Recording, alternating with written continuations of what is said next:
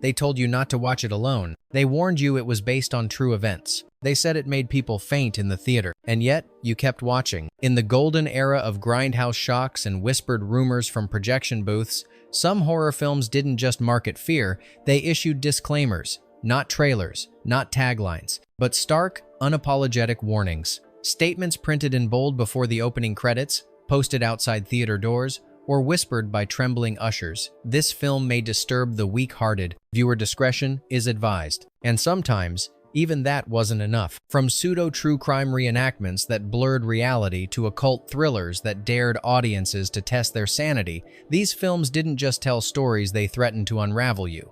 And the wildest part? Most of them are now forgotten, their warnings faded, their reputations buried. But their effects, panic attacks, emergency exits, public bans linger like a shadow no critic could erase. Tonight, we're not just revisiting film. We're unearthing psychological landmine. 15 horror films whose real-life disclaimers didn't just fail to protect the audience, they dared them to go further. Let's begin. Hasson, Mark of the Devil, 1970. Guaranteed to upset your stomach, and possibly your soul. No film in horror history weaponized the disclaimer like Mark of the Devil. From its tagline, positively the most horrifying film ever made, to its legendary distribution gimmick, barf bags handed out at the door, this West German witch hunt shocker sold itself on one promise: you will not be able to handle it. And many couldn't. Loosely based on historical inquisitions, the film features graphic torture, rape, branding, and execution, all depicted with relentless realism. There is no respite,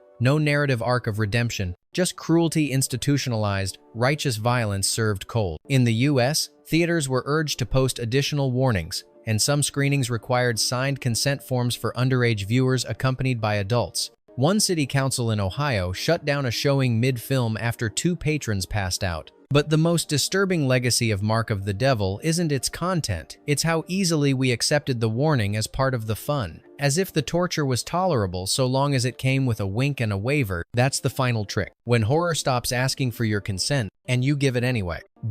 I dismember mama. Vienas tūkstantis devyni šimtai septyniasdešimt du. He loved his mother, then he killed every woman who wasn't her. With a title like that, I dismember mama sounds like cheap exploitation. But what played in theaters was stranger, slower, and more deranged than its grindhouse peers expected. The film follows a recently released psychiatric patient whose Oedipal obsession escalates into a series of killings. Knowing the content might repel even hardened horror fans, producers did something rare. They distributed the film with a printed warning sealed in an envelope, handed to each viewer individually. The envelope read, "For your eyes only, this film may be too shocking for the average audience." Inside, a psychological profile of the killer, and a liability waiver. Some viewers laughed it off, others clutched it throughout the screening, because the film doesn't justify its title until the final act, and by then, it's too late. What you expected to be trash turns into something colder, the slow rot of obsession, and you're left wondering whether the warning was for you, or for the characters trying to escape his mind. #3. The Legend of the Witches, 1970. This is not a film, this is a ritual caught on camera. Banned, censored, and whispered about for decades, The Legend of the Witches is a pseudo-documentary that claims to chronicle real occult practices across England. From interviews with modern witches to reenactments of ancient fertility rites, the film blurs anthropology and invocation. Though dry in tone, its content unsettled even the most stoic viewers. The film doesn't warn, it informs. And in doing so, it invites participation. Some screenings reportedly ended with audience members claiming to feel altered, observed, or called. Critics dismissed those accounts, but theaters didn't. At least 3 venues in the UK required printed disclaimers warning that certain symbolic sequences may disturb spiritually sensitive individuals. There's no jump scare, no monsters, just knowledge delivered with quiet certainty. And as one reviewer wrote, the horror is not in what they do, it's in how calmly they believe it. Because some films don't scream, they whisper and wait. Raute wir, Snuff, 1976. They said it was a movie. But the screams weren't acting. Snuff wasn't made with a disclaimer, it became one. Originally a low-budget exploitation film called Slaughter, the final moments were reshot to include a scene where the camera accidentally keeps rolling as the crew brutally murders an actress for real. It was staged, of course, but the marketing didn't say that. Instead, posters screamed, "The film that could only be made in South America, where life is cheap." A bold-faced lie, but an effective one. Rumors exploded that the film captured a real murder. Theater owners were bombarded with questions. Protests erupted. Some cities banned it preemptively. Others required disclaimers saying, "No actual death occurred during the making of this film," but by then, the damage was done. People watched anyway, not because they believed it, but because they weren't sure, and that sliver of doubt, it's all the film needed. #5. Cannibal Holocaust, 1980. They said it was fake. Then why were the actors missing? Perhaps the most infamous example of a film that needed a disclaimer and gave one too late. Cannibal Holocaust opens with a documentary crew disappearing in the Amazon, and what follows is a found-footage nightmare of escalating violence, colonial arrogance, and moral rot. Its realism was so convincing, director Ruggero Deodato was charged with murder. The actors had signed contracts agreeing to disappear from public view for a year to sell the illusion. Only after presenting the living cast in court did Deodato avoid prison. The film opens with minimal warning, just a note about the footage being recovered. But by the time it was released, many screenings were required by local governments to include printed or spoken disclaimers, warning of graphic content, sexual violence, and animal cruelty. Yet the question lingered. Was the warning sincere, or was it part of the show? Because by the end, what you remember isn't the gore. It's the feeling of complicity. You watched, you stayed, you couldn't look away. And the camera? It never flinched. #6. House on Straw Hill, 1976. The manuscript was unfinished, so was his mind. House on Straw Hill doesn't open with a disclaimer. It doesn't need to. The entire film feels like a warning in progress, one you've already ignored. Also known as exposé, it centers on a reclusive author suffering from paranoia and violent hallucinations while working on his next novel. As the film unfolds, it becomes increasingly unclear what's real, what's imagined, and what's waiting just outside the door. The violence is explicit, the sexual content is more disturbing than titillating, and the atmosphere, suffocating. It's not just what's on screen, it's what's beneath it. Upon its release, House on Straw Hill was banned outright in the UK and became one of the most notorious video nasties. British censors eventually allowed a heavily edited version, but not before requiring a printed disclaimer, emphasizing the film's intensely disturbing psychological themes. Yet, for all its controversy, the most upsetting moments are the quietest. The long silences, the glance in the mirror, the page that won't write itself. Because madness doesn't announce itself, it seeps in, frame by frame. #7. The Mephisto Waltz, 1971. A pianist dies, a man takes his place, but whose hands are really playing? The Mephisto Waltz opens without fanfare, without warning, just a sense of something off in every frame. A fading musician is offered a second chance at fame, but only by accepting a Faustian pact involving soul transference, occult rituals, and an elite circle of satanic devotees. What disturbed audiences wasn't the plot, it was the tone. It's elegant, sleek, and strangely intimate. The rituals aren't grotesque, they're whispered, bathed in gold light. Death isn't frightening, it's seductive. Despite no on-screen disclaimer, advance press materials warned the film may not be suitable for spiritually sensitive audiences. Several churches protested its release, and some theaters were advised to include a verbal disclaimer about ritual content, but none of that stopped curious moviegoers. And once the final frame hit, with a child's body now carrying a dying man's soul, the silence in the theater said everything. Sometimes evil doesn't scream, it just plays beautifully. #8. The Witch Who Came from the Sea, 1976. She smiled through the blood, and no one questioned why. No official rating, no content warning. Just a poster of a woman rising from the sea, waves crashing around her, eyes vacant. Behind that image was one of the most uncomfortable portrayals of trauma, delusion, and vengeance ever committed to film. The Witch Who Came from the Sea tells the story of a woman whose childhood abuse fuels a series of violent, sexualized murders rendered through surreal, dreamlike sequences. The subject matter is taboo: incest, psychological breakdown, fantasy merging with homicide. Because of its themes, the film was immediately labeled a video nasty in the UK, one of the earliest to be seized under obscenity laws. In the US, some screenings quietly appended verbal warnings before the feature began. others didn't, and faced walkouts and protests. But here's the twist. Despite the content, the film remains strangely hypnotic. The lead performance is delicate, even empathetic. The violence is sudden, but not exploitative.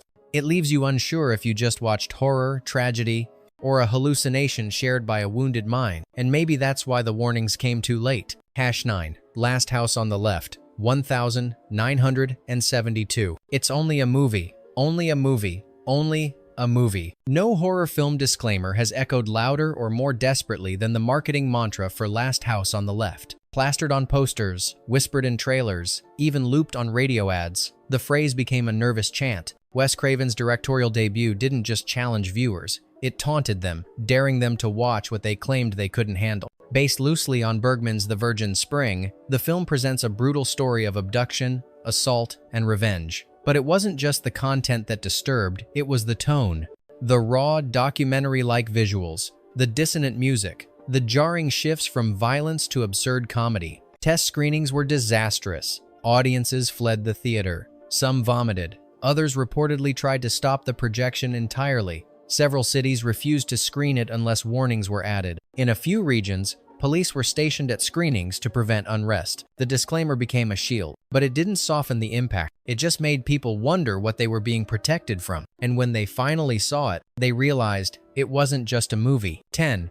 The Legend of Hell House, 1973. The house didn't need ghosts. It had history. The moment the film begins, a cold, clinical warning appears. A team of physicists is entering one of the most haunted structures in history. The characters speak in data points, electromagnetic pulses, and energy fields, but the air is thick with something language can't explain. The story follows a group sent to investigate Hell House, where multiple deaths, disappearances, and breakdowns have occurred. What sets The Legend of Hell House apart is its tone of scientific detachment. The opening warning feels like a case file. The dialogue is clipped. The explanations feel rational until they don't. And just as the viewer begins to question the line between psychic residue and madness, the film swerves into the unexplainable. Though not graphic, the film's oppressive atmosphere drew real concern. One London newspaper reported multiple viewers fainting during its second week in theaters. Some screenings reportedly opened with a disclaimer about the psychological impact of the content, not official, but quietly encouraged by theater staff.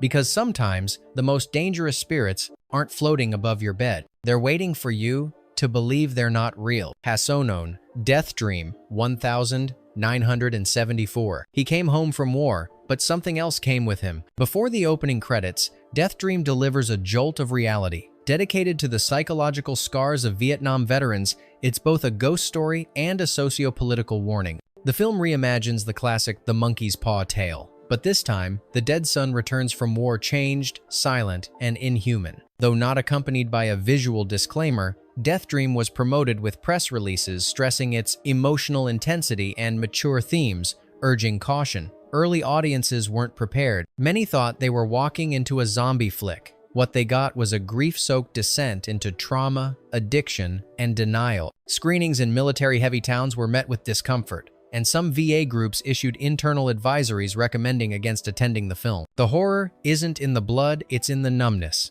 In a mother's refusal to see the rot, in a father's slow unraveling, sometimes death is kinder than what return. Hasson 2. The Baby, 1973. He was 21 years old.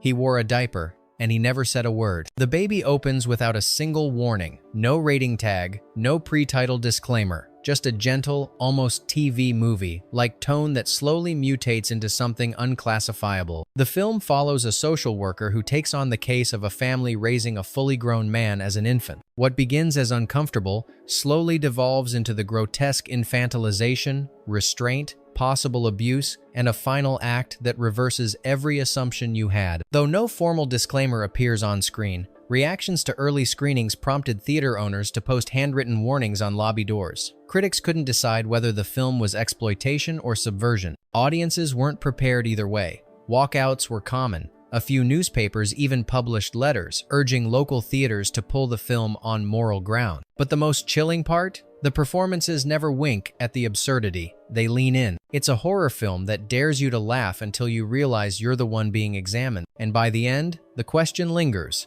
Who was really disturbed? The characters or the audience? Hasson 3. The House That Cried Murder, 1973. She planned the wedding, she staged the betrayal, but she didn't write the ending. There was no official disclaimer before The House That Cried Murder, but there might as well have been. Advertisements hinted at psychological content unsuitable for certain viewers. The trailer whispered warnings instead of shouting them, and by the time audiences realized what kind of film they were in, it was too late. On the surface, it's a revenge thriller. A woman left at the altar seeks retribution, but beneath that premise is a maze of mental collapse, twisted identity, and unspoken trauma. The film lures viewers with melodrama, then traps them in a slow, suffocating descent into emotional hell. The camera lingers just a little too long. The silence lasts just a second more than it should. Audience reactions were divided. Some walked out, claiming it was too sick to be entertaining. Others argued it was a rare glimpse into female rage unfiltered by genre tropes. But nearly all agreed, the marketing undersold how deeply uncomfortable the movie really was. This wasn't horror with blood, it was horror with intent, and it reminded us, you don't need a monster to feel terrified. Sometimes, a broken promise is enough. Raute 14. Deranged 1974. He dug her up because he missed her smile.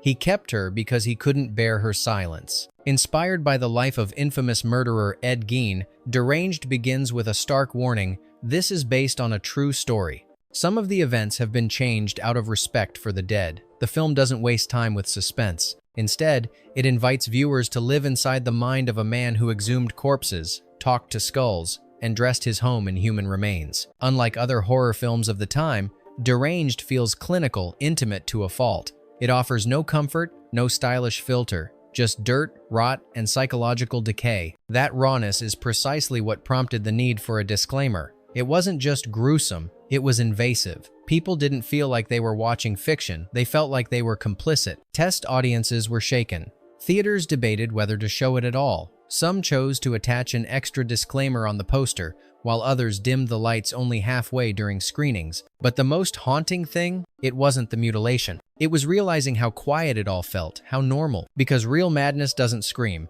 it waits in the silence. Hasson 5. The Town That Dreaded Sundown, 1976. In Texarkana, they still lock their doors early, not because of the crimes, but because of the movie. Before a single frame appears on screen, the voiceover warns, "The incredible story you are about to see is true." Where it happened and how it happened is only known by a few. That ominous line sets the tone for one of the earliest horror films to blend documentary with dramatization, a strategy that blurred fact and fiction until neither felt safe.